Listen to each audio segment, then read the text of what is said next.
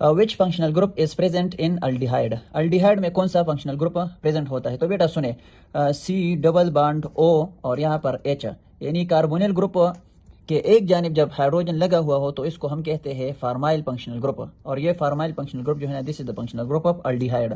तो इसमें जो है ना option number B is correct.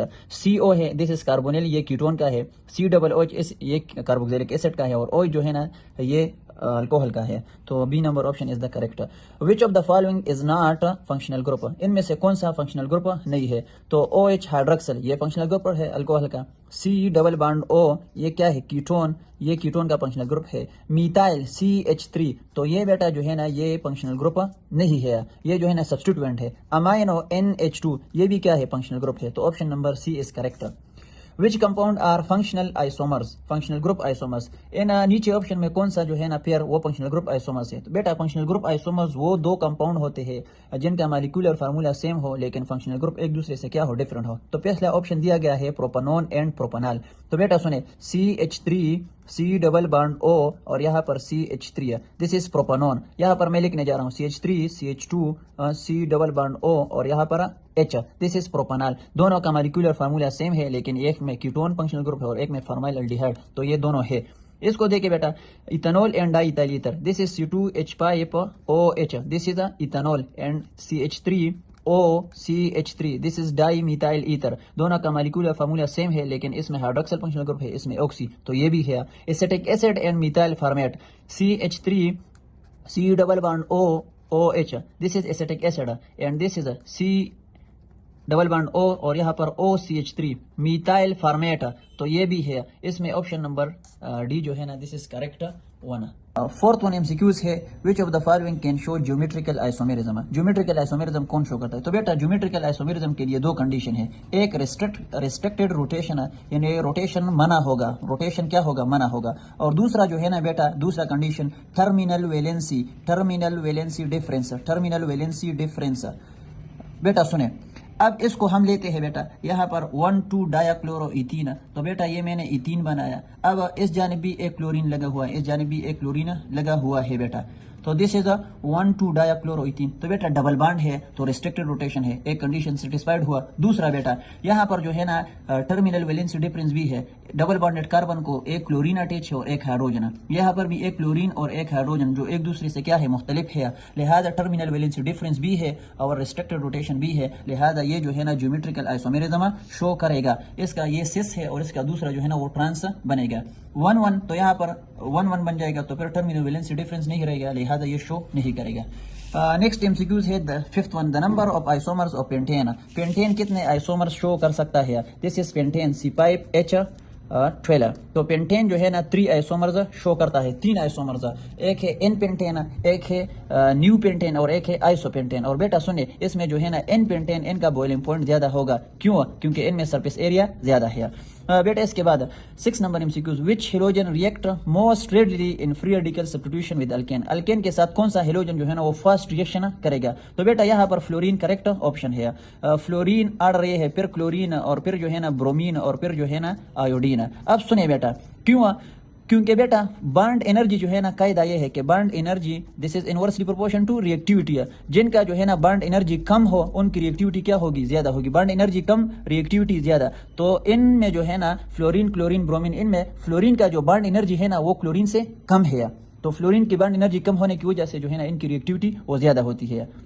Question number 7, in sulphonation of benzene, sulphonation of benzene में इलेक्ट्रोफाइल कौन सा है? तो बेटा SO3, SO3 क्या है? SO3 is a electrophile, SO3 is a electrophile. जो ही ये रिएक्शन करता है तो ये बॉन्ड यहाँ पर ब्रेक होता है, यहाँ पर प्लस चार्ज आता है, तो पाई बॉन्ड जो है ना इस सल्फर पर अटैक करने लगता है। तो सल्फोनेशन में SO3 है। हेलोजिनेशन में जो है ना हेलोनियम आयन होता है X पॉजिटिव, हेलोनियम आयन, और इसी तरीके से अल्काइलेशन में R प्लस होता है, इसाइलेशन में जो है ना C डबल बॉन्ड O, यहाँ पर प्लस यहाँ पर R, इसाइल ग्रुप होता है। और इसी तरीके से बेटा सल्फोनाइट्रेशन में जो है ना NO2 प्लस होता है, तो ये इलेक्ट्रोफाइल है, मुख्तलिफ बेंजीन के जो मशहूर रिएक्शन है। Toluene undergo nitration faster than benzene due to, benzene के मुकाबले में तालवीन जो है ना नाइट्रेशन फास्ट करता है। क्यों? तो बेटा सुने, जब बेंजीन के साथ जो है ना हम लगाए क्या बेटा CH3, तो दिस इज नाउ कॉल्ड तालवीन। तो तालवीन जो है ना नाइट्रेशन फास्ट करता है। क्यों? क्योंकि ये CH3 ग्रुप जो है ना this is activating group, this is earth para directing group. और बेटा सुने, अर्थ पैरा डायरेक्टिंग ग्रुप जो है ना ये रिंग की रिएक्टिविटी को इंक्रीज कर देता है by donating its electronic density.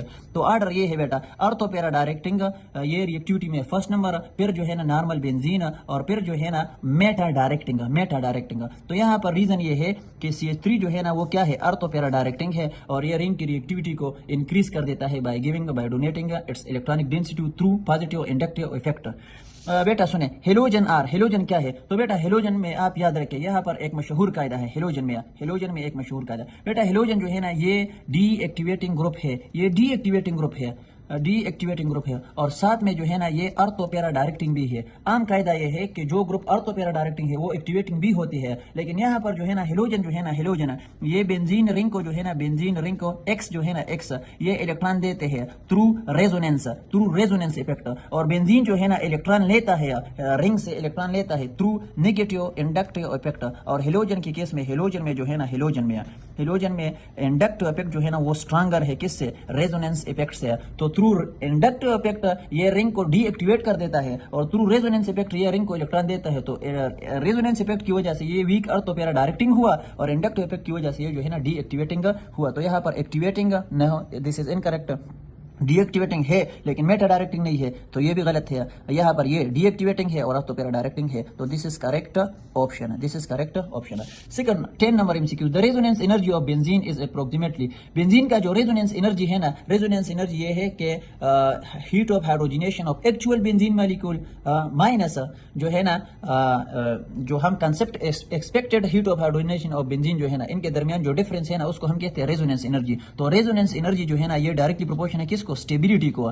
तो बेटा बेंजीन का जो रेजोनेंस एनर्जी है वो क्या है? 152 किलो जूल पर मोल है, लेकिन किलो कैलोरी के हिसाब से जो है ना वो बनता है 36 किलो कैलोरी पर मोल। अगर ये जूल में होता तो फिर 152 किलो जूल पर मोल होता। तो इसमें करेक्ट ऑप्शन ए ही है।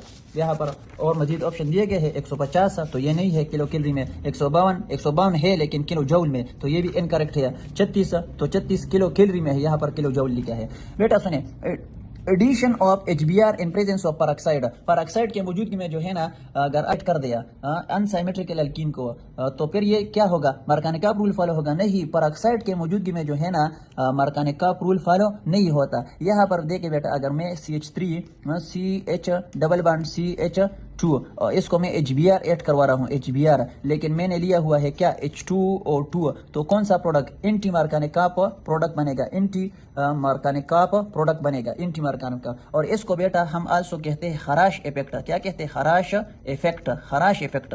तो बेटा सुने, परऑक्साइड के मौजूदगी में जो है ना मार्कानिका रूल फॉलो नहीं होता, एंटी मार्कानिका रूल फॉलो होगा। तो ये आपने MCQs याद रखना है। Which of the following is the correct order of activating ability? Most to least, यानी most activating ability से least activating ability की तरफ आप करेक्ट ऑर्डर बताएं। तो बेटा सुने, OH जो है ना स्ट्रांग एक्टिवेटिंग ग्रुप है। बेंजीन रिंग को जब OH ग्रुप अटैच हो तो OH ग्रुप जो है ना थ्रू रेजोनेंस अपना इलेक्ट्रॉन देता है, तो OH हुआ स्ट्रांग अर्थोपेरा। फिर CH3 भी अर्थोपेरा है अल्काइल, लेकिन ये वीक है। और NO2 जो है ना NO2 ये स्ट्रांग डीएक्टिवेटिंग ग्रुप है। तो बेटा यहाँ से स्ट्रांग एक्टिवेटिंग से वीक एक्टिवेटिंग की तरफ मामला शुरू है, तो दिस इज करेक्ट ऑप्शन। यहाँ पर जो है ना NO2 दिया गया है, तो NO2 तो मेटा है और NO2 डीएक्टिवेटिंग है, लिहाजा यहाँ पर करेक्ट ऑप्शन नहीं आ रहा। CH3 तो वीक है OH से, तो ये भी करेक्ट नहीं। NO2 फिर स्टार्ट में है, यहाँ पर दिया गया है कि मोस्ट टू लीस्ट, तो option number A is correct. Y alkane consider chemically inert under ordinary condition? Alkane क्यों इनर्ट है, अल्केन क्यों स्टेबल है नॉर्मल कंडीशन पर? इसके बिहाइंड रीजन क्या है? तो रीजन बेटा सुने, दे आर अनसैचुरेटेड, नहीं अल्केन सैचुरेटेड है। दे कंटेन पाई बॉन्ड, नहीं अल्केन में पाई बॉन्ड नहीं है।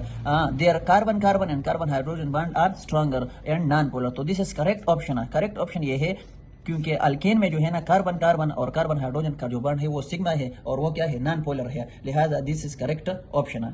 in SN1 reaction, the order of reactivity methyl, primary, secondary and tertiary alkyl halide is SN1 में सबस्ट्रेट जो है ना, सबस्ट्रेट के लिहाज से रिएक्टिविटी ऑर्डर कौन सा होगा? तो बेटा सुने, SN1 में जो है ना ऑर्डर ये है कि टर्शियरी, फिर जो है ना सेकेंडरी, फिर प्राइमरी और फिर जो है ना नॉर्मल जो है ना मिथाइल एक्स हैलाइड। तो यहाँ पर जो है ना option A is correct, option A is correct. इसके बरक्स अगर यहाँ पर SN2 होता तो फिर यहाँ से जो है ना रिएक्शन ऑर्डर शुरू होता, प्राइमरी, फिर सेकेंडरी, फिर टर्शियरी। तो टर्शियरी अल्काइल हैलाइड जो है ना ये SN1 को इजीली करता है, अंडरगो करता है। बेटा सुने यहाँ पर, विच of the following is colourless, कौन सा कंपाउंड कलरलेस है? तो बेटा सुने, कलरलेस वो कंपाउंड कलरलेस होगा, वो आयन कलरलेस होगा डी ब्लॉक में जिसके अंदर जो है ना नो अनपेयर इलेक्ट्रॉन, जिसके डी सबशेल में जो है ना अनपेयर इलेक्ट्रॉन ना हो, तो वो क्या होगा? वो जो है ना कलरलेस होगा। तो आप टाइटेनियम को देखिए बेटा, टाइटेनियम का एटॉमिक नंबर जो है ना वो है 22। तो इसका जो वैलेंस इलेक्ट्रॉनिक कॉन्फ़िगरेशन है वो 4s2 है और 3d2 है। तो बेटा सुने, एस से भी दोनों इलेक्ट्रॉन चले गए हैं और डी से भी दोनों इलेक्ट्रॉन चले गए हैं, तब ही इस पर +4 चार्ज आए हैं। तो बेटा सुने, इसके डी में अब जो है ना एक भी अनपेयर इलेक्ट्रॉन बचा हुआ नहीं है, लिहाजा ये क्या होगा? ये टाइटेनियम ये कलरलेस होगा। बाकी जो है ना आप आयरन को देखें तो आयरन का एटॉमिक नंबर जो है ना वो 26 है, 26 है बेटा। तो इसका जो वैलेंस इलेक्ट्रॉनिक कॉन्फ़िगरेशन है वो 4s2 और 3d6 है। तो बेटा सुने, इससे 2 इलेक्ट्रॉन चले गए तो आयरन +2 फेरस आयरन बना। अब भी डी में जो है ना 4 अनपेयर इलेक्ट्रॉन है। कापर जो है ना कापर 4s1 3d10 है। तो बेटा सुने, एस से 1 इलेक्ट्रॉन चला गया, डी से 1 इलेक्ट्रॉन चला गया, अब डी में जो है ना 1 इलेक्ट्रॉन अनपेयर है, लिहाजा ये भी कलर होगा। और मैंगनीज का जो है ना, मैंगनीज का 4s2 और 3d5 है। तो एस से 2 इलेक्ट्रॉन चले गए तो मैंगनीज पर +2 चार्ज आया, डी में अब भी 5 इलेक्ट्रॉन जो है ना वो अनपेयर है, लिहाजा ये भी क्या होगा? ये भी कलर्ड होगा। Which configuration is incorrect for given species, इनमें से किसके लिए जो है ना इनकरेक्ट इलेक्ट्रॉनिक कॉन्फ़िगरेशन है? तो आयरन +3। तो बेटा अभी मैंने बताया कि आयरन का 26 एटॉमिक नंबर है, तो इसका valence electronic configuration 4s2 3d6 है। तो एस से 2 इलेक्ट्रॉन चले गए और डी से 1 इलेक्ट्रॉन चले गया, तो +3 आया, डी में अब 5 इलेक्ट्रॉन बाकी है। तो करेक्ट। कापर का जो है ना +2 में, अभी हमने लिखा कि कापर जब +2 में हो तो एस से 1 इलेक्ट्रॉन चला जाएगा और डी से 1 इलेक्ट्रॉन चला जाएगा, तो ये भी 3d है, दिस इज आल्सो करेक्ट। बेटा सुने, क्रोमियम का जो है ना, क्रोमियम का एक्सेप्शनल इलेक्ट्रॉनिक कॉन्फ़िगरेशन है, क्रोमियम का 24 है, इसका जो वैलेंस इलेक्ट्रॉनिक कॉन्फ़िगरेशन है वो 4s1 3d5 है। तो ये इनकरेक्ट है, ये क्या है? इनकरेक्ट है, जिस करेक्ट ऑप्शन है। Zinc +2 form white salt because, बेटा सुने, जिंक का जो साल्ट है वो कलरलेस है, क्यों? इसके बिहाइंड रीजन क्या है? तो अभी हमने पढ़ा कि कलर के बिहाइंड जो रीजन है वो अनपेयर इलेक्ट्रॉन का ना होना है या डी सबशेल का जो है ना कंप्लीट होना है। लिहाजा अगर इलेक्ट्रॉन अनपेयर ना होंगे तो वहाँ पर जो है ना डी ट्रांजिशन नहीं होगा, वो कलरलेस होगा। तो यहाँ पर जिंक +2 जो है ना, जिंक +2 पर में इसका जो है ना 4s0 होता है और 3d10। तो यहाँ पर जो है ना डी में अनपेयर इलेक्ट्रॉन मौजूद नहीं है, लिहाजा इसका जो कंपाउंड है वो कलरलेस होगा। तो यहाँ इट हैज d5 नहीं d10 है। नो पेयर इलेक्ट्रॉन नहीं, पेयर इलेक्ट्रॉन तो है। हाई इफेक्टिव न्यूक्लियर चार्ज नहीं, हाई इफेक्टिव न्यूक्लियर चार्ज भी नहीं। नो डी ट्रांजिशन पॉसिबल है, इसमें डी ट्रांजिशन पॉसिबल नहीं है क्योंकि यहाँ पर अनपेयर इलेक्ट्रॉन ही सिरे से मौजूद नहीं है। विच of the following 18 number, which of the following is paramagnetic, paramagnetic कौन सा होगा? बेटा पैरामैग्नेटिक वो होगा जिसके अंदर जो है ना अनपेयर इलेक्ट्रॉन मौजूद होगा, अनपेयर इलेक्ट्रॉन मौजूद होगा। तो बेटा सुने, जिंक +2 में अनपेयर इलेक्ट्रॉन नहीं होता, जिंक +2 में होता है 3d10 और 4s0। स्कैंडियम का 21 है तो ये भी 3d0 और 4s0 होता है। आयरन देखे, आयरन का 26 एटॉमिक नंबर है, आयरन का 26 है तो 4s2 और 3d6 है, 3d6 है। तो पहले इलेक्ट्रॉन निकलते हैं एस से, तो एस से 2 इलेक्ट्रॉन चले गए, अब भी डी में जो है ना 6 इलेक्ट्रॉन है, तो 6 में से जो है ना 2 पेयर है, यहाँ पर 2 पेयर है और 4 अनपेयर इलेक्ट्रॉन यहाँ पर मौजूद है, लिहाजा ये पैरामैग्नेटिक होगा। तो आयरन +2 इस पैरामैग्नेटिक। इसके बाद बेटा, which group 1 chloride is least soluble, कौन सा जो है ना क्लोराइड वाटर में लीस्ट सॉल्युबल है? तो बेटा सुने, ऊपर से नीचे आते वक्त ग्रुप 1 क्लोराइड, ग्रुप 1 हाइड्रोक्साइड, इनकी जो सॉल्युबिलिटी है ना, सॉल्युबिलिटी वो क्या होती है? इंक्रीज होती है। इनकी सॉल्युबिलिटी नीचे आते वक्त फ्रॉम टॉप टू बॉटम क्या होती है? इंक्रीज होती है। क्या होती है? इंक्रीज। तो जो टॉप में होगा वो लीस्ट सॉल्युबल होगा। तो यहाँ पर लिथियम जो है ना वो लीस्ट सॉल्युबल है क्योंकि इनका जो लिथियम और क्लोराइड के दरमियान जो इलेक्ट्रोस्टैटिक फोर्स ऑफ अट्रैक्शन है, इनका जो लेटेस्ट एनर्जी है ना वो बहुत हाई है, लिहाजा ये लीस्ट सॉल्युबल होगा। और मोस्ट सॉल्युबल पोटेशियम और इसी तरीके सीजियम क्लोराइड होगा। MCQs number 20 the electronic configuration of chromium in ground state, chromium का एक्सेप्शनल इलेक्ट्रॉनिक कॉन्फ़िगरेशन है, बार बार हमने पढ़ा 3d5 4s1, तो दिस इज करेक्ट ऑप्शन। 21 की तरफ आते हैं। तो oxidation state of oxide bond कहलाता है। तो बेटा सुने मैग्नीशियम को आप देखें तो मैग्नीशियम बेटा सुने ग्रुप 2 जितने भी है beryllium, magnesium, calcium, strontium, barium, radium, तो इनका +2 चार्ज क्या है, फिक्स है। तो यहाँ पर +2 तो ऑक्सीजन का -2, तो यहाँ पर -2 ये नॉर्मल ऑक्साइड है। कैल्शियम +2 यहाँ पर ऑक्सीजन का -2 ये नॉर्मल है। लिथियम 2 है बेटा सुने, लिथियम ग्रुप 1 से ताल्लुक रखता है। Lithium, sodium, potassium, rubidium, caesium, francium group 1 का जो है ना हाइड्रोजन के अलावा +1 फिक्स है। तो यहाँ पर 2 लिथियम है, +1 ऑक्सीडेशन स्टेट, तो 2 है तो +2, यहाँ पर ऑक्सीजन का -2 होगा। तो ये भी नहीं है, अब इसको देखे बेटा 2 सोडियम है तो दोनों का +2, 2 ऑक्सीजन है तो इसको बैलेंस करना है तो -2, तो एक ऑक्सीजन का कितना निकलता है, -1। तो this is correct option, sodium जो है ना sodium, this is peroxide. Potassium, rubidium, caesium react with oxygen to form which type of oxide. ये तीनों जो है ना ऑक्सीजन के साथ रिएक्शन करके कौन से ऑक्साइड बनाते हैं। तो बेटा सुनिए, नॉर्मल का मैं आपको बता रहा हूँ, एक होता है लिथियम, एक है सोडियम और एक है पोटेशियम, रुबिडियम और सीजियम। तो ये तीनों जो है ना सुपर बनाते हैं, सुपर ऑक्साइड बनाते हैं। और सोडियम जो है ना दोनों बनाता है, नॉर्मल भी बनाता है प्लस पेरोक्साइड भी बनाता है, और लिथियम जो है ना सिर्फ नॉर्मल ऑक्साइड बनाता है। तो यहाँ पर जो है ना पोटेशियम, रुबिडियम, सीजियम दिया गया है, तो ये सुपर ऑक्साइड बनाते हैं। विच of the following has largest radius. तो बेटा रेडियस में आप सुन ले बेटा कि एनाइन का रेडियस जो है ना, एनाइन का रेडियस वो न्यूट्रल एटम से ज्यादा होता है, न्यूट्रल एटम से ज्यादा होता है। फिर जो है ना केटाइन का होता है, तो सबसे लीस्ट केटाइन का और सबसे मोर जो है ना एनाइन का। तो आप अगर देखें यहाँ पर ऑक्सीजन पर -2 चार्ज है तो इसका जो है ना रेडियस ज्यादा होगा। बेटा सुने, आपको दिया गया है ऑक्सीजन, साथ में फ्लोरीन दिया गया है और साथ में जो है ना सोडियम। तो सोडियम जो है ना, सोडियम तो इससे नीचे वाले पीरियड में होता है और मैग्नीशियम इसके साथ। बेटा सुने, सोडियम पर +1 चार्ज है तो सोडियम के अंदर 3 शेल होते हैं, आखिरी शेल में 1 इलेक्ट्रॉन, तो 1 इलेक्ट्रॉन चला गया, इसमें भी 2 इलेक्ट्रॉन रह गया, 2 शेल रह गए। मैग्नीशियम +2 में इसमें भी 2 शेल है और इसमें भी 2 शेल है और इसमें भी 2 शेल है, तो अब चारों में सेम शेल है। अब आपने देखना है कि कौन सा बड़ा एनाइन है। तो ऑक्सीजन पर -2 चार्ज है तो यहाँ पर जो है ना रिपल्जन ज्यादा होगा, यहाँ पर जो है ना इसका जो रेडियस है वो बड़ा होगा। MCQ number 26, calcium react with cold water to form. Calcium जो है ना कोल्ड वाटर के साथ रिएक्शन करके क्या बनाता है। तो बेटा कायदा नोट कर ले बेटा, ग्रुप 2 जितने भी एलिमेंट्स है एक्सेप्ट बेरिलियम, बेरिलियम के अलावा जितने भी है, बेरिलियम, मैग्नीशियम है, चाहे कैल्शियम है, चाहे स्ट्रोंशियम है, चाहे बेरियम है, तो बेटा सुने ये जब कोल्ड वाटर के साथ रिएक्ट करेंगे, कोल्ड वाटर के साथ, तो आपको मिलेगा बेटा क्या, हाइड्रो ऑक्साइड। क्या मिलेगा, hydro oxide plus hydrogen gas, plus hydrogen gas. और अगर ये रिएक्ट करे स्टीम के साथ तो आपको मिलेगा ऑक्साइड प्लस हाइड्रोजन गैस। तो यहाँ पर जो है ना कोल्ड वाटर का जिक्र है, लिहाजा calcium hydro oxide plus hydrogen gas. Which of the following has highest electron affinity. तो किसका हाईएस्ट इलेक्ट्रॉन एफिनिटी है। तो बेटा नॉर्मल कायदा ये है कि जिसका इलेक्ट्रोनिगेटिविटी ज्यादा उसके जो है ना इलेक्ट्रॉन एफिनिटी भी ज्यादा, लेकिन ये मशहूर एक्सेप्शन है, यहाँ पर फ्लोरीन का जो है ना जो इलेक्ट्रॉन एफिनिटी है वो फ्लोरीन से ज्यादा है। क्यों, फ्लोरीन का साइज बहुत छोटा है तो यहाँ पर इलेक्ट्रॉनिक डेंसिटी बहुत ज्यादा होती है, लिहाजा इलेक्ट्रॉन का ऐड होना यहाँ पर हाई रिपल्जन होता है, हाई रिपल्जन। तो हाई रिपल्जन की वजह से जो है ना फ्लोरीन का जो इलेक्ट्रॉन एफिनिटी है वो कम पड़ जाता है, क्लोरीन का ज्यादा होता है।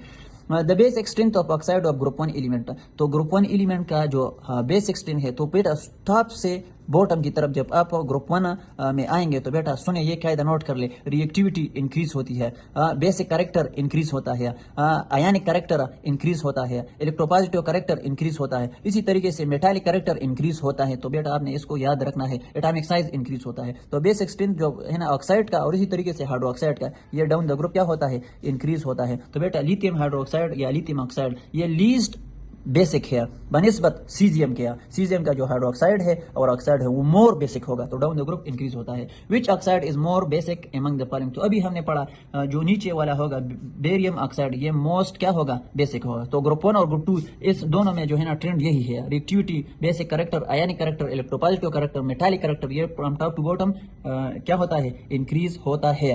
बेटा सुने, SN1 reaction proceed through. SN1 में क्या होता है, पहले स्टेप में बेटा कार्बोकेटाइन फॉर्मेशन होता है और दूसरे स्टेप में जो है ना न्यूक्लियोफाइल अटैक करता है। फ्रंट साइड से भी अटैक कर सकता है, बैक साइड से भी अटैक कर सकते हैं। तो यहाँ पर जो है ना कार्बेनाइन नहीं बनता, कार्बोकेटाइन इंटरमीडिएट बनता है। तो this is correct option. Which solvent best promote SN1। SN1 reaction जो है ना कौन सा सॉल्वेंट इसको प्रोमोट करता है। तो बेटा हमने पढ़ा है कि SN1 मैकेनिज्म जो है ना ये होता है पोलर प्रोटेक सॉल्वेंट। तो हेक्सेन ये पोलर प्रोटेक नहीं है, ये वाटर जो है ना पोलर प्रोटेक सॉल्वेंट है। तो दिस इज करेक्ट ऑप्शन। तो 31 हो गया। बेटा सुने haemoglobin is an example of, haemoglobin क्या है, तो सिंपल ये क्वाटरनरी क्या है, प्रोटीन है। इट इज मल्टीपल यूनिट से ये बना हुआ होता है। हीमोग्लोबिन ट्रांसपोर्ट प्रोटीन भी है, क्वाटरनरी स्ट्रक्चर के लिहाज से क्वाटरनरी है।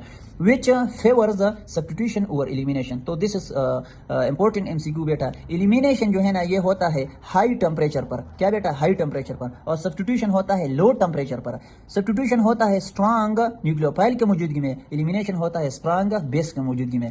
इसी तरीके सब्स्टिट्यूशन फेवर होता है पोलर सॉल्वेंट की मौजूदगी में, एलिमिनेशन नॉन पोलर सॉल्वेंट की मौजूदगी में फेवर होता है, या लेस पोलर सॉल्वेंट के। तो हाई टेम्परेचर नहीं, हाई टेम्परेचर में तो एलिमिनेशन होता है। और हमने यहाँ पर एमसीक्यूज में कहा जा रहा है कि सब्स्टिट्यूशन डोमिनेंट हो तो वो कौन सा कंडीशन, तो लो टेम्परेचर, तो लो टेम्परेचर तो बिल्कुल है, एंड स्ट्रांग न्यूक्लियोफाइल, तो this is correct option, correct option है। The reactivity order towards nucleophilic addition है, तो बेटा सुने अल्डिहाइड और कीटोन जो है ना ये करते हैं बेटा कौन सी रिएक्शन है, न्यूक्लियोफिलिक एडिशन है। यहाँ पर कार्बोनिल ग्रुप जो है ना ये पोलर है, oxygen through inductive effect electron लेता है, यानी अपने तरफ पुल कर देता है, तो कार्बन पर पॉजिटिव चार्ज आता है। यहाँ पर न्यूक्लियोफाइल जो है ना वो आता है और टेक करता है। लेकिन सुने बेटा अल्डिहाइड और कीटोन में जो है ना अल्डिहाइड की रिएक्टिविटी वो ज्यादा होती है, क्यों, यहाँ पर जो है ना स्टेरिक हिंड्रेंस भी कम होता है, और यहाँ पर जो इनका कार्बन है वो मोर इलेक्ट्रोफिलिक होता है। क्यों, क्योंकि यहाँ पर जो है ना इंडक्टिव इफेक्ट यानी बल्कि ग्रुप जो इलेक्ट्रॉन डोनेटिव ग्रुप है वो कम होते हैं। तो खासकर फॉर्मल्डिहाइड में जो है ना, फॉर्मल्डिहाइड में तो दोनों तरफ H होता है, तो यहाँ पर तो इलेक्ट्रॉनिक इफेक्ट जो है ना वो बहुत ही कम है, और रास्ता भी खुला हुआ है न्यूक्लियोफाइल के लिए, तो आसानी अटैक कर सकता है। तो फॉर्मल्डिहाइड, फिर अल्डिहाइड और फिर कीटोन, तो ये रिएक्टिविटी ऑर्डर है न्यूक्लियोफिलिक एडिशन रिएक्शन में। ओजोनोलाइसिस ऑफ अल्कीन, तो ओजोनोलाइसिस आप अल्कीन को जो है ना क्या ऐड करें बेटा, अल्कीन को क्या ऐड करें, अल्कीन को O3 ऐड करें, तो आपको जो प्रोडक्ट मिलेगा वो क्या होगा, अल्डिहाइड एंड कीटोन। तो सिंपल ट्रिक ये है, आपने एक ऑक्सीजन यहाँ रखना है और एक यहाँ रखना है, तो आपको मिलेगा दो क्या अल्डिहाइड। इसी तरीके से और भी लिख सकते हैं प्रोपीन, ब्यूटीन। तो सिंपल कायदा है, आपने एक ऑक्सीजन दरमियान में बांध ब्रेक करना है, एक ऑक्सीजन यहाँ पर एक यहाँ पर, तो आपको जो प्रोडक्ट है ना वो अल्डिहाइड और कीटोन मिलेंगे। कब कीटोन हो कब अल्डिहाइड हो ये डिपेंड करता है कि आपने कौन सा अल्कीन लिया हुआ है। Which reagent is used to control oxidation of primary alcohol to aldehyde, कौन सा रिएजेंट जो है ना वो हम इस्तेमाल करते हैं ताकि हम अल्डिहाइड के ऑक्सीडेशन को स्टॉप करवाए, किस पर, अल्कोहल पर। तो बेटा सुने, अगर हमने अल्डिहाइड को ऑक्सीडाइज करवाना है और हमने लिया strong oxidising agent like K2 Cr2 और 7 या पोटेशियम परमैंगनेट, तो हमें मिलेगा कार्बोक्सिलिक एसिड, ये स्ट्रांग ऑक्सीडाइजिंग एजेंट है। लेकिन हम अगर स्टॉप करवाना चाहते हैं अल्डिहाइड के ऑक्सीडेशन को अल्कोहल पर, तो हमने फिर स्पेशल ऑक्सीडाइजिंग एजेंट लेना है PCC, pyridinium chlorochromate। This is special oxidising agent which is used to convert या टू ऑक्सीडाइज अल्डिहाइड टू क्या बेटा, aldehyde to primary alcohol to aldehyde हुआ है। Which reagent is used to control oxidation of primary alcohol to aldehyde, कौन सा reagent जो है ना वो हम इस्तेमाल करते हैं ताकि हम अल्डिहाइड के ऑक्सीडेशन को स्टॉप करवाए, किस पर, अल्कोहल पर। तो बेटा सुने, अगर हमने अल्डिहाइड को ऑक्सीडाइज करवाना है और हमने लिया strong oxidising agent like K2 Cr2 और 7 या पोटेशियम परमैंगनेट, तो हमें मिलेगा कार्बोक्सिलिक एसिड, ये स्ट्रांग ऑक्सीडाइजिंग एजेंट है। लेकिन हम अगर स्टॉप करवाना चाहते हैं अल्डिहाइड के ऑक्सीडेशन को अल्कोहल पर, तो हमने फिर स्पेशल ऑक्सीडाइजिंग एजेंट लेना है PCC, pyridinium chlorochromate। This is special oxidising agent which is used to convert या टू ऑक्सीडाइज अल्डिहाइड टू क्या बेटा, aldehyde to primary alcohol to aldehyde. यहाँ तक क्लियर है। Oxime are form when aldehyde react with, oxime कब बनता है जब हम अल्डिहाइड को किसके साथ रिएक्ट करवाए। तो बेटा सुने, बेटा इधर देखिए, this is C double bond O, this is aldehyde. अगर हम अल्डिहाइड को हाइड्रोक्सिल अमीन के साथ रिएक्ट करवाए, किसके साथ, hydroxyl amine, this is hydroxyl amine बेटा NH2 और यहाँ पर OH। तो बेटा NH2 का जो दोनों हाइड्रोजन है ये अल्डिहाइड के ऑक्सीजन के साथ ये निकलेंगे, तो इससे बनेगा H2O, और बाकी जो है ना नाइट्रोजन का कार्बन के साथ बॉन्ड बन जाएगा इस तरह बेटा। तो this is oxime, this is oxime. तो बेटा ऑक्साइम कब बनेगा, जब अल्डिहाइड रिएक्ट करे किसके साथ, हाइड्रोक्सिल अमीन के साथ। दिस इज हाइड्रोजन, अगर हाइड्रोजन के साथ रिएक्ट करे तो यहाँ पर NH2 होगा, तो उसको हम कहते हैं प्रोडक्ट हाइड्रोजोन। अगर पीनाइल हाइड्रोजन के साथ रिएक्ट करे तो प्रोडक्ट बनेगा पीनाइल हाइड्रोजोन। क्लियर है यहाँ तक। Fehling test is use to distinguish, Fehling test हम किस लिए इस्तेमाल करते हैं, तो बेटा टोलिन टेस्ट, फेहलिंग टेस्ट और बेनेडिक्ट सोल्यूशन टेस्ट, ये तीनों टेस्ट हम करते हैं ताकि हम अल्डिहाइड और कीटोन को क्या करें, डिस्टिंग्विश करें। ये तीनों टेस्ट जो है ना अल्डिहाइड पॉजिटिव देता है और कीटोन पॉजिटिव नहीं देता, यानी फेहलिंग टेस्ट जो है ना या टोलिन टेस्ट या बेनेडिक्ट सोल्यूशन टेस्ट, ये अल्डिहाइड को ऑक्सीडाइज करता है लेकिन कीटोन को ऑक्सीडाइज नहीं करता। बेटा सुने, carboxylic acid react with alcohol in the presence of concentrated H2SO4। तो बेटा सुने, कार्बोक्सिलिक एसिड जो है ना वो अल्कोहल के साथ रिएक्ट करता है H2SO4 की मौजूदगी में, तो आपको क्या देगा बेटा, ईस्टर देगा। बेटा सुने, बहुत ही आसान है, कार्बोक्सिलिक एसिड हो या कार्बोक्सिलिक एसिड के जितने डेरिवेट हो, एसिड हेलाइड हो, एसिड एनहाइड्राइड हो, ईस्टर हो, अमाइड हो, ये चारों ये जब अल्कोहल के साथ रिएक्शन करेंगे तो प्रोडक्ट आपका क्या होगा, ईस्टर ही होगा। यहाँ पर मैं लिखने जा रहा हूँ CH3 C11O, यहाँ पर मैंने लिया OH, यहाँ पर मैंने एक अल्कोहल लिया, दिस इज OH, और यहाँ पर मैंने लिया CH3। तो बेटा सुनिए, this is alcohol, this is, तो अल्कोहल का जो है ना ये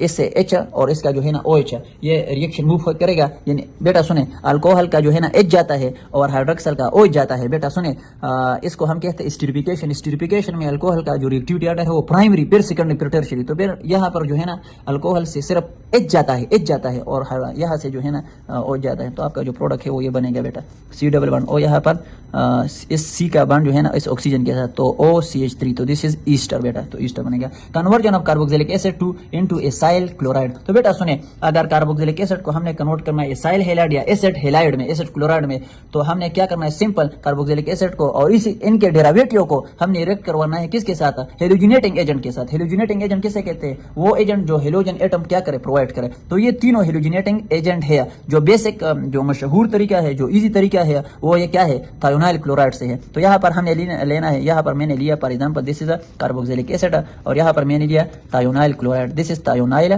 क्लोराइड। तो बेटा सुने, यहाँ पर जो है ना यहाँ पर क्या होगा, इसका जो H है ना, ये OH निकलेगा, और इसका जो है ना एक Cl, ये Cl जो है ना निकलेगा। यहाँ पर बनेगा प्रोडक्ट जो है ना बेटा, इधर मैं लिख रहा हूँ यहाँ पर Cl आएगा। क्लियर है बेटा, ये H जो है ना H Cl के साथ कंबाइन होगा इसी तरीके से, तो HCl बनाएगा।